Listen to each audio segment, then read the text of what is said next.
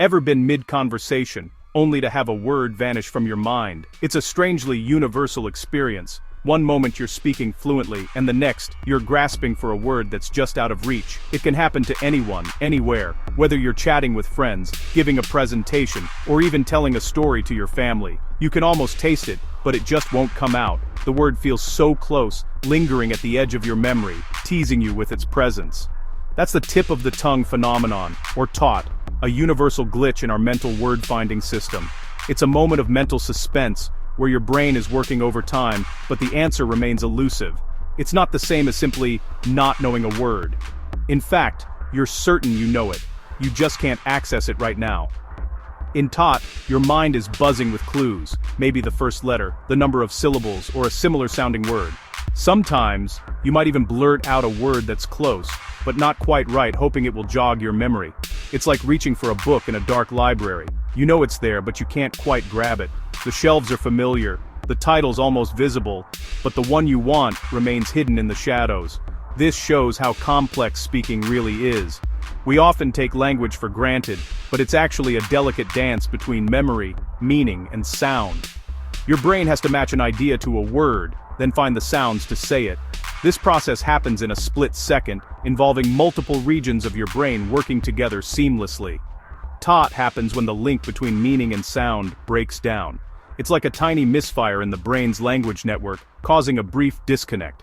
You might remember everything about an actor, what they look like, their roles, but their name stays just out of reach. It's a classic example, and it can be both amusing and frustrating. That's the classic taut, knowing, but not being able to say. You might even find yourself snapping your fingers or gesturing, as if the physical act will help pull the word into the light. It's a temporary derailment in your brain's word retrieval process. Most of the time, the word pops back into your mind minutes or even hours later, often when you least expect it. Everyone, from scientists to students, experiences it. It doesn't matter how old you are, what language you speak, or how much you know. TOT is a shared human experience. It's a fascinating window into how our brains organize language. Researchers study TOT to better understand memory, language, and even aging. And it's a reminder that even the simplest act of speaking is a mental marvel. So next time you're searching for that elusive word, remember, you're not alone, and your brain is doing something truly remarkable. So what's actually happening in your brain during a tip of the tongue, or TOT moment? It might feel like your mind has suddenly hit a wall, but there's a fascinating process unfolding beneath the surface. Brain scans reveal that the anterior cingulate cortex, the brain's built-in error detector, lights up with activity. This region is responsible for noticing when something isn't quite right, like when you know you should remember a word but just can't. It's as if your brain is waving a flag saying, "We know this word, but it's just out of reach."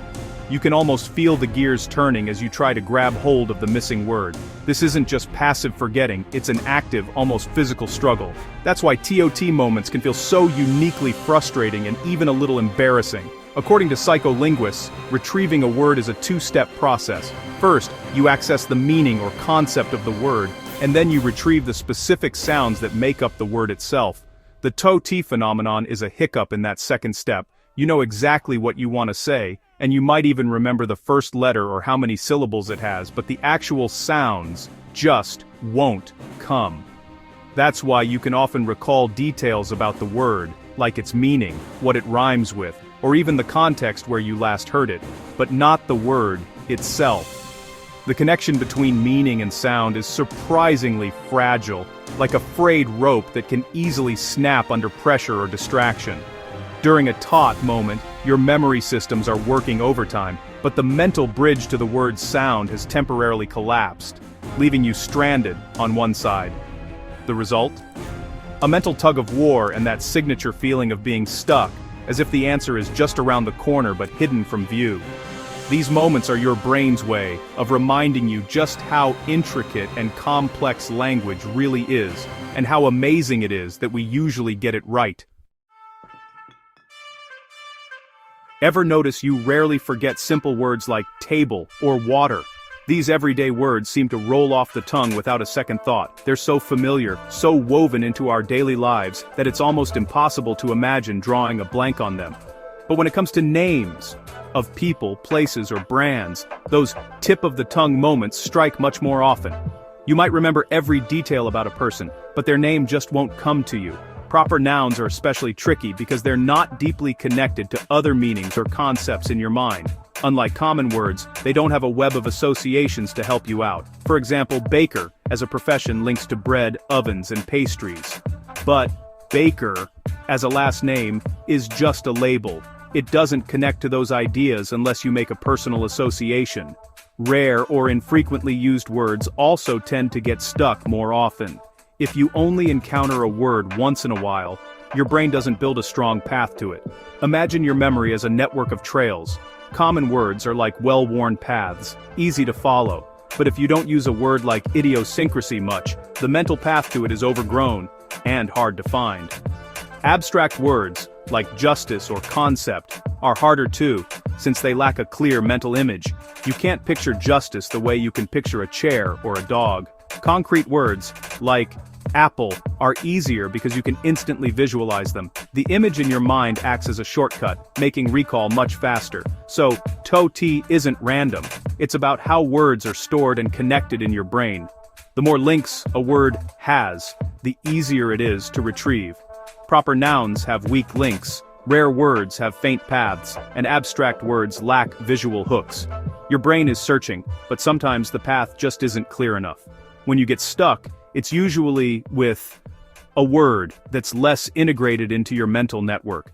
It's not that you've forgotten it completely, it's just temporarily out of reach. It's a predictable glitch in an otherwise amazing system. Your brain is incredibly efficient, but even the best systems have occasional hiccups. The more you use a word, the easier it is to find. Practice and repetition strengthen those mental connections, making recall smoother. The less you use it, the more likely it is to slip away, hiding in the corners of your mind until something jogs your memory. That's why some words are just harder to catch. They're like objects just out of reach, teasing you until you finally grab hold. So next time you're stuck searching for a name or a rare word, remember, it's not just you. It's the way our brains are wired, and it happens to everyone. Sometimes, when searching for a word, another, incorrect word keeps popping up. This is a blocker, or interloper. Blockers are often related in meaning or sound, creating a mental traffic jam. For example, trying to recall Judy Garland, but Julie Andrews keeps intruding. Your brain works by association, activating networks of related words. Usually the right word wins, but sometimes a blocker gets stuck in the spotlight. Blockers can suppress the correct word, making TOT even more maddening. The best fix? Stop forcing it. Shift your focus or do something else. Let the blocker fade, and the right word often surfaces on its own. Sometimes, analyzing why the blocker appears can help you find the right path. Our brains aren't perfect search engines. They're messy, creative, and sometimes stubborn. But that's what makes language so fascinating. Stress is a major trigger for TOT moments. Think about public speaking or job interviews, classic times when words slip away. Stress floods your brain with cortisol, which disrupts the prefrontal cortex, the area for memory and logic. Studies show people under stress have more TOT moments, even if they know the words just as well. Stress acts like mental noise, crowding out your ability to retrieve words. It's like trying to have a quiet conversation at a rock concert. The solution? Manage your stress. Take deep breaths, pause, and remind yourself it's okay to think. Lowering stress clears the mental clutter, making word finding easier. A calm mind is a sharper mind. Bilinguals often have more TOT moments than monolinguals. Why? Because both languages are active in the brain, even when speaking just one. Words from both languages compete, like cat and gato, making retrieval trickier. The brain must pick the right word and suppress the other, which takes extra effort. Code switching between languages, makes TOT even more likely. Sometimes, a word from the unused language acts as a blocker. Early bilinguals may have fewer TOTs, but for most, it's just part of juggling two languages. It's not a flaw, but a sign of the brain's flexibility. If you're bilingual and forget a word, you're not alone. It's a normal side effect of managing multiple linguistic worlds. And it's proof of your brain's remarkable adaptability. As we age, tot moments become more frequent. It's not a sign of serious memory loss, just normal brain changes. Connections between neurons weaken, especially in language areas. The link between a word's meaning and its sound gets more fragile. Older adults also have more information stored, making the search process longer. It's like looking for a book in a massive library instead of a small one. The more you know, the more there is to sift through. TOT is a side effect of a rich, well-stocked mind. It can be frustrating, but it's also a testament to a lifetime of learning. So, next time you forget a word, remember, it's a sign of a mind full of knowledge. Tot moments feel annoying, but they might actually help your memory. That feeling of being close to the answer motivates you to keep searching. The struggle to recall a word strengthens the memory connection. When you finally remember, the aha moment reinforces the neural pathway.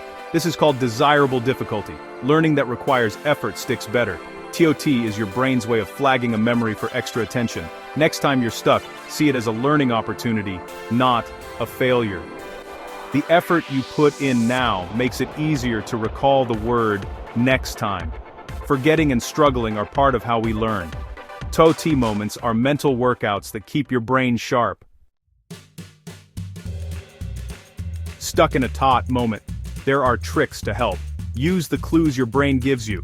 First letter, syllables, similar words. Try running through the alphabet. When you hit the right letter, it can trigger the word. Think about related ideas or memories, what you did, who you were with. Activating the network around the word can help it surface. Don't force it. Sometimes, stepping away is best. Do something else, and the word may pop up on its own. This works because your brain keeps searching in the background. TOT is normal and happens to everyone. With these tips, you can turn frustration into an aha moment. Remember, your brain is amazing, even when it forgets, and every lost word is just waiting to be found.